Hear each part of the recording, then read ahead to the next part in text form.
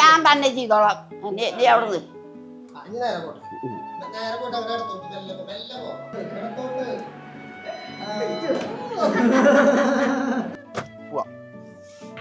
കൈപ്പറമ്പ് ഇതല്ലേ സ്ഥലം? കൈപ്പറമ്പ് ഇതല്ലേ സ്ഥലം? കൈപ്പറമ്പ് ഗ്രാമപഞ്ചായത്ത്. ബാലൻ എന്ന് പറഞ്ഞൊരു സിനിമയിലൊക്കെ അഭിനയിച്ചില്ലേ? ആണോ? ശരി. ഗണപതി വന്നു എന്നോട് ചോദിച്ചു അമ്മാമിക്ക് അഭിനയിക്കാൻ പറ്റുമോ? പിന്നെന്താ, ഈസി ആയിട്ട്. വിശപ്പ് മൂത്ത വട്ടട്ട് മൂക്കും. അതുകൊണ്ടാ തെറി വിളിക്കുന്നല്ലേ? അതുകൊണ്ട് അല്ലെങ്കിൽ ഞാൻ പറയും എന്റെ വില കളയുന്നു. പിന്നെ ഞാൻ തെറി പറയുന്നത് വലിയ ഇഷ്ടമാണ്. ദുബായിൽ ഇരിക്കുമ്പോ പറയാം അമ്മാമേ എന്നും വിളിക്കും കേട്ടോ, എന്നും പോയിട്ട് എന്നെ വിളിക്കും. വീഡിയോ കോൾ 2 തെറി പറഞ്ഞു പറഞ്ഞു കൊടുക്കുവോ? ഒരാൾക്ക് ഒരു രസമുള്ള കാര്യം നമ്മൾ ചെയ്യുന്നോണ്ട് എന്താ കുഴപ്പം? ആർക്കും ഉപദ്രവമില്ലാത്തൊരു കാര്യമാണല്ലോ ചെയ്യണത്. ഇപ്പൊ കൂടെ ചിദംബരം വിളിച്ചിട്ട് വിളിച്ചെന്നെ. അപ്പൊ ഞാൻ പറഞ്ഞിങ്ങനെ വരുന്ന അടിച്ച് പൊളിക്കാൻ മാമെന്ന്. ഇനിയും പോണ്ട് പിള്ളേര്. ഇന്നല്ല, എനിക്ക് എന്റെ ആഗ്രഹം മോഹൻലാലിന്റെ അമ്മയായിട്ടോ പെങ്ങളായിട്ടോ ഒക്കെ ഇങ്ങനെ ചില വേലക്കാരി ആയാലും മതി. മോഹൻലാലിന്റെ കൂടെ അഭിനയിക്കണം ആഗ്രഹമുണ്ട്, മമ്മൂട്ടിയുടെ കൂടെ.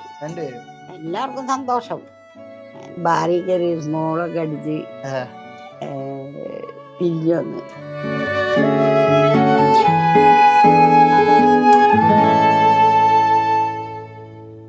അമ്മയ്ക്ക് ശരിക്കും എത്ര വയസ്സാ? 76 വയസ്സ്. 76 വയസ്സ്. ഈ 76 വയസ്സിൽ എപ്പോഴെങ്കിലും സിനിമയിൽ അഭിനയിക്കണം എന്ന് ശരിക്കും ആഗ്രഹം ഉണ്ടായിരുന്നില്ല. ഇതുവരെ ഉണ്ടായിട്ടില്ല ഈ ഒരു കൊല്ലം വരെ. പക്ഷെ ഞാൻ ഇങ്ങനത്തെ ഇതൊക്കെ പങ്കെടുത്ത് നേടണം. ഈ സിനിമയിലല്ല, മൊത്തത്തിൽ ടോട്ടൽ എല്ലാവരുമായിട്ട് മുൻപന്തിയിൽ നിൽക്കണമെന്നൊരു മൈൻഡ് കാര്യമാണ്. അതെ, ഞാൻ ജോലി ചെയ്യുന്ന സ്ഥലത്തും ഞാമല ഹോസ്പിറ്റലിൽ ജോലി ചെയ്തിട്ടുണ്ട്. അവിടെ ഞാൻ ആർക്കും കീഴ്വഴങ്ങില്ല. പൈസ നല്ല കാര്യമായിട്ട് നല്ല വിട്ടുകൊടുക്കില്ല. അപ്പൊ ഇവിടെ ആരോ ഇത് കണ്ടിട്ട് ഇവനെ വിളിച്ചിട്ടുണ്ടായിരുന്നു സിനിമയിലേക്ക് എന്ന് പറഞ്ഞത്, വീഡിയോസ് കണ്ടിട്ട്.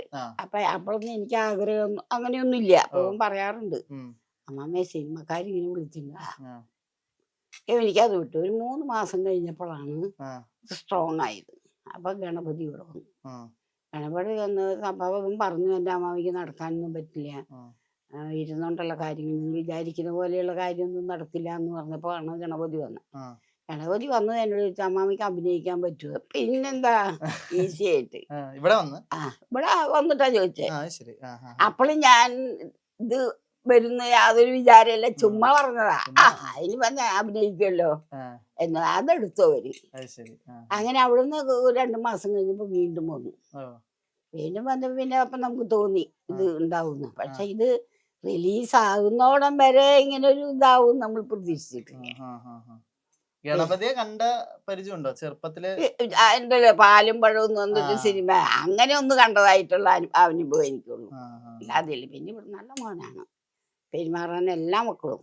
വയനാടായിരുന്നു നിങ്ങളുടെ ഫുള്ള്? 1.5 മാസമുണ്ട്. 1.5 മാസം ഉണ്ടായിരുന്നു ഷൂട്ട്. അപ്പൊ ആരായിരുന്നു അമ്മമ്മയുടെ കൂടെ?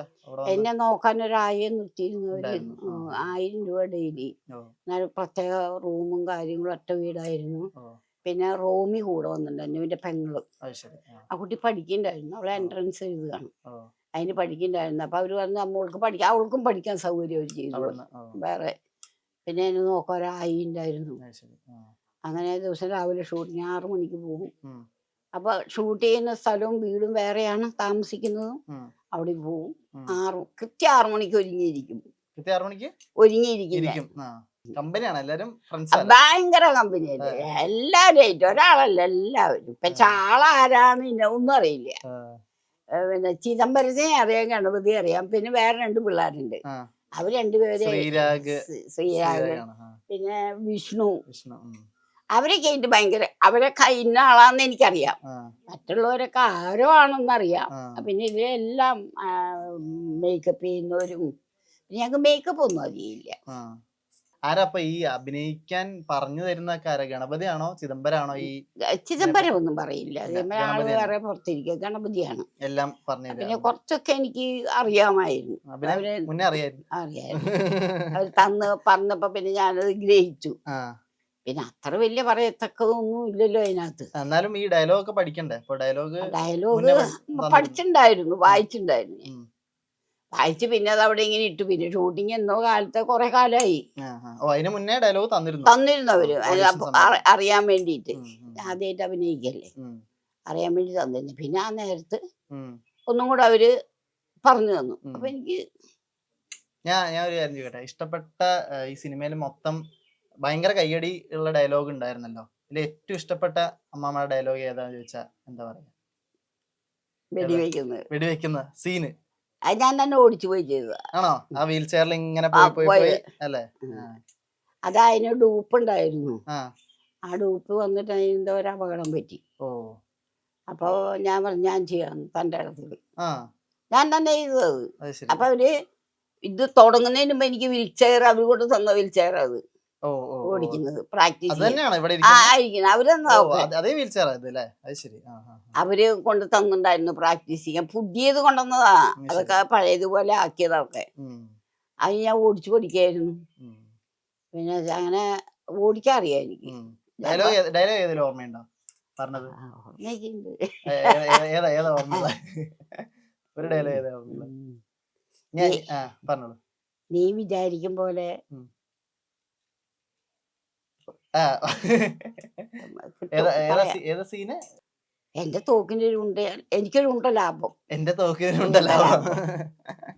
ഉം. പിന്നെ അതുപോലെ അതുപോലെ തന്നെ വിശപ്പ് മൂത്ത വട്ട് പിടിക്കും. വിശപ്പ് മൂത്ത നീ വട്ട് വല്ലതും കൊണ്ടുവന്നുണ്ടോ? ഇല്ല.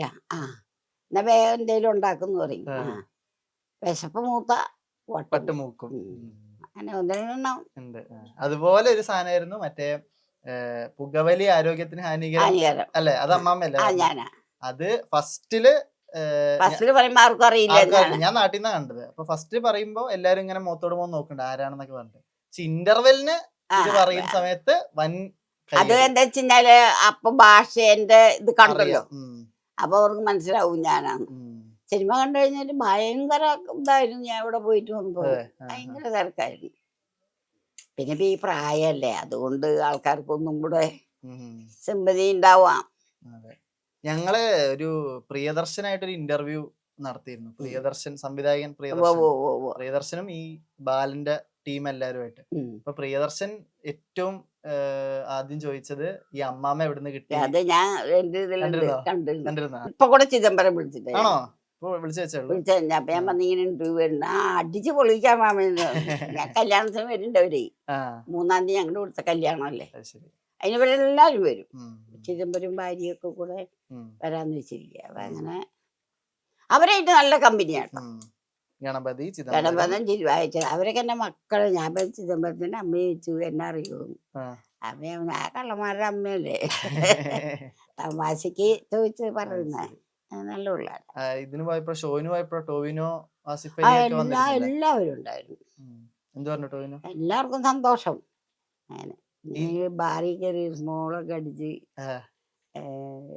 പിരിഞ്ഞു വന്ന് അന്ന് കഴിഞ്ഞിട്ട്. ശരി. നല്ല നല്ല സന്തോഷമുള്ള ഒരു ലൈഫായിരുന്നു എനിക്ക്. 1.5 മാസവും അത് വിട്ടിട്ട് ഇപ്പൊ ഉള്ള സമയങ്ങളും ഒക്കെ ഉള്ള ഹാപ്പിയാ. ഈ ആദ്യം ഈ കൊച്ചുമായിട്ട് റീല് ചെയ്യുന്നില്ലേ, ആ സമയത്ത് ഈ സിനിമ അഭിനയം എപ്പോഴെങ്കിലും ആഗ്രഹിച്ചോ? അങ്ങനെ ഒന്നും പ്ലാൻ ചുമ്മാ ഇവന്നെ ദേഷ്യം പിടിപ്പിക്കുന്ന. അങ്ങനെ ഞാൻ ഇവ എടുക്കുന്നത് ഞാൻ അറിഞ്ഞിട്ടില്ല. അതുകൊണ്ടാ തെറി വിളിക്കുന്നല്ലേ? അതുകൊണ്ട് അല്ലെങ്കിൽ ഞാൻ പറയും എന്റെ വില കളയും. ഇവനെ എന്നെ എങ്ങനെ ഇളക്കാൻ വേണ്ടി. അപ്പൊ എനിക്ക് അന്ന് ബുദ്ധിയില്ല. ഇവ ഇങ്ങനെ എടുക്കുന്നു, മൊബൈലിൽ വരുന്നു, നമുക്ക് ധാരണയില്ല. അങ്ങേറ്റപ്പം വന്നു കഴിഞ്ഞ പിന്നെ ജോലിക്ക് പോയില്ലേ, ഇങ്ങനെ കളിച്ചാൽ കേടാ പണിക്ക് പോണ്ട, അധ്വാനിച്ചാലേ നമുക്ക് ജീവിക്കാൻ പറ്റുള്ളൂ. അങ്ങനെ വരുമ്പോ ഇപ്പൊ ഓരോന്ന് ഇളക്കും തന്നെ. അപ്പൊ ഞാൻ പറയുന്നതാ. കയറി വിളിച്ചു കഴിഞ്ഞോണ്ട് പിന്നെ അത് എടുത്തു കഴിഞ്ഞിട്ട് ഇപ്പം പറയില്ല എങ്ങനെ ചെയ്തു ഇവ ഇങ്ങനെ ഇട്ടിരുന്നു. പെങ്ങള് കണ്ടത്. പെങ്ങള് കണ്ടിട്ട് ആകെ പ്രശ്നമാക്കി. വല്യമ്മേനെ വിളിച്ചു പറഞ്ഞു. വല്യമ്മ അത് കണ്ട അപ്പനെ വിളിച്ചു പറഞ്ഞു. അപ്പൻ ഇങ്ങോട്ട് പറഞ്ഞു. ആകെ പൂരം. അങ്ങനെയാണ്. ഞാൻ എന്തേലും പണി ചെയ്തോണ്ട് നിൽക്കുകയാണെങ്കിൽ അപ്പ വരും എന്തേലും കൊനഷ്ടണ്ടാക്കാൻ. ഇതെടുക്കാനാ ഇപ്പോഴും അങ്ങനെ ഞാൻ നടന്നുകൊണ്ടിരിക്കുന്നത്. പിന്നെ ഇവന് ഞാൻ തെറി പറയണ വലിയ ഇഷ്ടാ. ദുബായിലിരിക്കുമ്പോ പറയാം അമ്മാമേ എന്നും വിളിക്കും കേട്ടോ. എന്നും പോയിട്ട് എന്നെ വിളിക്കും. 2 തെറി പറയൂ വീഡിയോ കോളോടെ. ആൾക്ക് വലിയ ആരാ. പറഞ്ഞു കൊടുക്കോ? ഞാൻ പറയും അവനൊരു രസം, ഒരാൾക്കൊരു രസമുള്ള കാര്യം നമ്മൾ ചെയ്യുന്നോണ്ട് എന്താ കുഴപ്പം? അതെന്താ കുഴപ്പം? ആർക്കും ഉപദ്രവമില്ലാത്തൊരു കാര്യമാണല്ലോ ചെയ്യണത്. അതെ. അപ്പൊ എന്നാലും ഈ വൃത്തിയായിട്ട് എറിയൊന്നും പറയില്ല, മയില് പുല്ലെന്നൊക്കെ അല്ലാണ്ടൊന്നും ആഭാസമായിട്ടൊന്നും ഞാൻ പറയില്ല. അങ്ങനെ എന്തോ ഒന്ന് പറഞ്ഞു എന്ന് പറഞ്ഞിട്ട് അത് കേട്ടിരുന്ന് ഇപ്പൊ ഇവര് സിനിമയിലേക്ക് അതെ, അത് കേട്ടാണല്ലോ വിളിച്ചത് അല്ലേ? ഇവിടുന്നാണല്ലോ ഇവിടുന്നാണ് എന്റെ യാത്ര തുടങ്ങിയത്. യാത്ര തുടങ്ങിയത്. എവിടെ ജനിച്ചു വളർന്നൊക്കെ എവിടെയാ ശരിക്കും? ഞാന് ജനിച്ചത് കോട്ടയത്താ, മുണ്ടക്കൈ എന്ന് പറഞ്ഞ സ്ഥലത്താണ്. മുണ്ടകയാണ് നാട്. പക്ഷെ എനിക്ക് 1.5 വയസ്സുള്ളപ്പോൾ അവിടുന്ന് കുടിയേറി മലബാറിലേക്ക് വന്നതാ. ശരി. പിന്നെ എനിക്ക് മുണ്ടക്കൈയായിട്ടൊന്നും യാതൊരു കണക്ഷനും ഇല്ല. അങ്ങനെ പിന്നെ ജീവിച്ചത് നിലമ്പൂരാ. നിലമ്പൂര് ജീവിച്ച് കുറച്ച് കാലം കഴിഞ്ഞപ്പോൾ എൻ്റെ അപ്പച്ചന് ഈ റബ്ബർ എസ്റ്റേറ്റ് സൂപ്രണ്ടായിട്ട് ജോലി ചെയ്യുന്ന ആളാണ്. അപ്പോൾ എപ്പോഴും ചെയ്യില്ല, ആളെ ഒരു സ്ഥലത്ത് സ്ഥിരമായിട്ട് നിൽക്കില്ല, ആ ആളുടെ സ്വഭാവം. അങ്ങനെ മാറി മാറി മാറി മംഗലം ഡാമി വന്നു. മംഗലം ഡാമി വന്നപ്പോൾ എനിക്കൊരു 10-16 വയസ്സ്, അല്ല 10-12 വയസ്സായപ്പോൾ മംഗലം ഡാമിൽ ഞാൻ അവിടെ തന്നെയായിരുന്നു. അപ്പൊ ചെറുപ്പത്തിൽ ഈ പശുവിനെ വളർത്തുക, അങ്ങനെയുള്ള ജോളി, ആരെയും കൂട്ടാൻ കണ്ട് പശുവിനെയും കൊണ്ട് നടക്കുക മംഗലം ഡാമിൽ കൂടെ, ഇത് കസർത്ത്. പിന്നെ പ്രായവും അതാണല്ലോ, അപ്പൊ എല്ലാരും എന്നെ നോക്കണം, ഞാൻ ആർക്കും പിടുത്തം, അങ്ങനെയൊക്കെ എന്റെ മൈൻഡ്. അങ്ങനെ ഉള്ള ജീവിതമായിരുന്നു. അങ്ങനെ ഇരുന്നപ്പോഴാണ് കല്യാണം വന്നു. അപ്പൊ കല്യാണം വന്നു കഴിഞ്ഞപ്പോ പിന്നെ കല്യാണം കഴിഞ്ഞു. കല്യാണം കഴിഞ്ഞാലും ഭർത്താവ് ഇങ്ങനത്തെ ഒരു ആധിപത്യം അങ്ങനത്തെ ഉള്ള ഒരു മനുഷ്യനുണ്ടല്ലോ, നമ്മുടെ സ്വാതന്ത്ര്യത്തിന് ഒരിക്കലും കൈയിടില്ല. അങ്ങോട്ടേലും കൈയിടാതിരുന്നാ മതി. അപ്പൊ രണ്ടുപേരും ഫ്രീ ആണ്. പിന്നെ ഞങ്ങള് വീട്ടിലെല്ലാ കാര്യങ്ങളും തുറന്ന് സംസാരിക്കും. ഒരു കാര്യത്തിനും ആളോ ഒരു കളവ് ചെയ്യാന്നോന്ന് ചെയ്യുക, മറ്റുള്ളവരെ പറ്റിക്കുക ഒന്നും ഇല്ലെങ്കിൽ തന്നെയും ആള് വളരെ നല്ല മനുഷ്യനായിരുന്നു. ആൾക്കാണ് ഈ സിനിമയോടുള്ള ഭ്രാന്ത്. പണ്ട് അയ്യോ ഉണ്ടോ, ആളെ എപ്പോൾ വലിയ ചെറിയ കഥ എഴുത്തുകാരനൊക്കെയാണ്. ആളുടെ പേര് ജോസ്ന. അപ്പൊ ആള് സ്വയമേ ഇടുന്നതാണ് താരാജൂൺ. മാസിയൊക്കെ ഇങ്ങനെ ഇറങ്ങി അതിന്റെ ഇതൊക്കെ ആയിട്ട് ഇങ്ങനെ നടന്നിരുന്നു. അങ്ങനെ ഇപ്പൊ പ്രസ് ഉണ്ടായിരുന്നു സ്വന്തം. അങ്ങനെയാണ് ഡോളി ജൂൺ വന്നത്. ശരിക്കും ഡോളി ജോസ് ചൂക്കാരൻ ഹൗസ, ആളത് മാറ്റി ഡോളി ജൂൺ ബാസുരാലയം. ബാസുരാലയം എന്നപ്പൊ വീട്ടിൽ ആമ്പിള്ളേരില്ലാത്ത കാരണം. അപ്പൊ ആ കുട്ടികളും ജനിക്കുന്നതിന് മുമ്പ് കുട്ടികൾക്ക് പേരിടും. അതിന്റെ മൂത്ത മോളുടെ പേര് പുഞ്ചിരി, മഞ്ചിരി, പഞ്ചമി, രഞ്ജിനി. അതിന് 4 കുട്ടികൾ. അപ്പൊ അതിന് ഓപ്പോസിറ്റ് ആയിട്ട് ഒരാൺകുട്ടിയുടെ പേരേ ഇട്ടുള്ളൂ ആദ്യം. ആ കുട്ടി ഉണ്ടായില്ല. അപ്പൊ ആൾക്ക് മനസ്സിലായി ഒക്കെ പെൺകുട്ടികളും വന്നിരുന്നു. അപ്പൊ 5 കല്യാണി, പഞ്ചകല്യാണി വേണമെന്ന് വന്നിട്ടിരുന്നതാ. ഞാൻ സമ്മതിച്ചില്ല, ഒരു കല്യാണിയും വേണ്ട, ഉള്ള കല്യാണി മതി എന്നും പറഞ്ഞ് നിർത്തിയത് അവസരം. അങ്ങനെ ജോളിയായിരുന്നു ഞങ്ങളുടെ ജീവിതം. കുറെ കഷ്ടങ്ങളും അനുഭവിച്ചിട്ടുണ്ട്. ഇത് അങ്ങേറ്റം പ്രയാസങ്ങളും അങ്ങേറ്റം സുഖങ്ങളും. പക്ഷെ കഷ്ടത്തിൽ കൂടി സുഖം അനുഭവിക്കുന്നവരാണ്. ഈ ബാലൻ സിനിമയിൽ വിട്ടാൽ ആരുടെ കൂടെ അഭിനയിക്കണം? എനിക്ക് എന്റെ ആഗ്രഹം മോഹൻലാലിന്റെ അമ്മയായിട്ടോ പെങ്ങളായിട്ടോ ഒക്കെ ഇങ്ങനെ ചില വേലക്കാരി ആയാലും മതി. മോഹൻലാലിന്റെ കൂടെ അഭിനയിക്കണം ആഗ്രഹമുണ്ട്. മമ്മൂട്ടിയുടെ കൂടെ രണ്ടുപേരും ആഗ്രഹമുള്ളൂ. നടക്കും എനിക്ക് പ്രതീക്ഷയൊന്നും. നടക്കും, അല്ല പ്രതീക്ഷയില്ല, ആഗ്രഹിക്കണോണ്ട് ഇപ്പൊ ആരെയും മുടക്കൊന്നുമല്ലല്ലോ. പിന്നെ ഞാൻ ഏത് റോള് കിട്ടിയാലും ചെയ്യണം എന്നാണ് എന്റെ മനസ്സിന്റെ ഇത്. കിട്ടിയാ ചെയ്യും, വിടില്ല. മോഹൻലാലിനെ മമ്മൂട്ടി എനിക്ക് ചെറുപ്പത്തിൽ മമ്മൂട്ടിയുടെ പടം കാണുകയുള്ളായിരുന്നു. ആയിരുന്നു ചെറുപ്പത്തിലെ അങ്ങനെയാ. അപ്പൊ മോഹൻലാലിനെ ഇഷ്ടപ്പെടാൻ തുടങ്ങിയെന്ന് വെച്ചാ ഇഷ്ടക്കുറവൊന്നും എനിക്ക് ഒന്നുമില്ല, താല്പര്യക്കുറവ്. കൂടുതൽ ഇഷ്ടം മമ്മൂട്ടിയായിട്ടുള്ള പടം കാണുന്നത്. പിന്നെ ഈ ബിഗ് ബോക്സ് ഒക്കെ വന്നില്ലേ മമ്മൂട്ടിയുടെ, മോഹൻലാലിന്റെ, അവിടെ തൊട്ട് ഇത്തിരി ആയി. പിന്നെ ഒരു പ്രതിഷേധം ഉണ്ടെന്ന്, എന്തിലും കേറിയിട്ട് വേണം 4 ചോദ്യങ്ങൾ ചോദിക്കാൻ. അങ്ങനെ അത് വെറുതെ തമാശ. ഈ കഥാപാത്രത്തെ കുറിച്ച് എന്താണ് ശരിക്കും ആദ്യം പറയുന്നത്? എങ്ങനത്തെ കഥാപാത്രമാണെന്ന് എന്താണ് ഒരു? അതൊന്നും എനിക്ക് അറിയില്ലായിരുന്നു കേട്ടോ മോനെ, സത്യം പറഞ്ഞ. ഞാൻ എടുത്ത റോള് മാത്രമേ എനിക്കറിയുള്ളൂ, പിന്നുള്ളതൊക്കെ എന്താ ഏതാന്നൊന്നും. അല്ല, അമ്മാമ്മയുടെ റോള് എന്താണെന്ന് എങ്ങനെ പറഞ്ഞത്? അതാ എന്നോട് പറഞ്ഞത് ഇങ്ങനെയാണ്, ഒരു ദുഷ്ടത്തിയായ തള്ള, മക്കളെയൊക്കെ എല്ലാരെയും നോക്കാതെ ഇരിക്കുന്ന ആള്. പിന്നെ ഭർത്താവ് യുദ്ധത്തിന്റെ ഒക്കെ ആളായിരുന്നു. അതിൽ ഇരുന്നിട്ട് മോൻ പിന്നെ ആ നാട്ടിൽ തന്നെ ചെന്നിട്ട് അവരായിരുന്ന കാരണം കൊണ്ട് ആ മോനെ വെറുത്ത് ആ കുട്ടി അമേരിക്കയിലാണ്. അതൊക്കെ ഗണപതിയാണോ പറഞ്ഞിരുന്നത്? അതോ ഗണപതിയല്ല, ആദ്യം തന്നെ അവരൊരു ഇത് എനിക്ക് തന്നിരുന്നു, കഥയുടെ സ്റ്റോറി ഇങ്ങനെയാണ്. പിന്നെ നമുക്കും ഈ പ്രായമൊക്കെ ആയില്ലേ, കുറച്ചൊക്കെ മനസ്സിലാക്കാനുള്ള അറിയാം. ഇതുണ്ടല്ലോ. എളുപ്പമായിരുന്നു അഭിനയം? ഓക്കെ ഓക്കെ ആയിരുന്നു. എനിക്കൊന്നും വിഷമം ഉണ്ടായി. അതെ. എത്ര വർഷം കണ്ടു തിയേറ്ററിന്? ഞാൻ അവിടെ ഞങ്ങള് കണ്ടെങ്കിൽ അതൊരു സുഖം കൊച്ചിന്ന് അതൊരു സുഖമല്ല. പ്രിവ്യൂ മറ്റേ അതെ ടെൻഷൻ എല്ലാരും എന്താണ്ടാവും അപ്പൊ നമുക്ക് ഒന്നും ഗ്രഹിക്കാൻ പറ്റില്ല. അപ്പൊ എന്നെ കൊണ്ട് രണ്ടാമത് കൊണ്ട് കാണിച്ചു. ഇനിയും പോണ്ട്. ആണോ? ഇന്ന് പോവോ? പിള്ളേര് ഇന്നല്ല, പിള്ളേർക്കൊക്കെ ഇനി കാണണം വന്നപ്പോ ഞങ്ങൾ എല്ലാരും കൂടെ ഒന്ന് പോകണം വിചാരിക്കും. അപ്പൊ ഒരുപാട് സന്തോഷം. Thank you so much. അപ്പൊ വിശപ്പ് മൂത്താൽ പട്ടുമോ. Okay, thank U.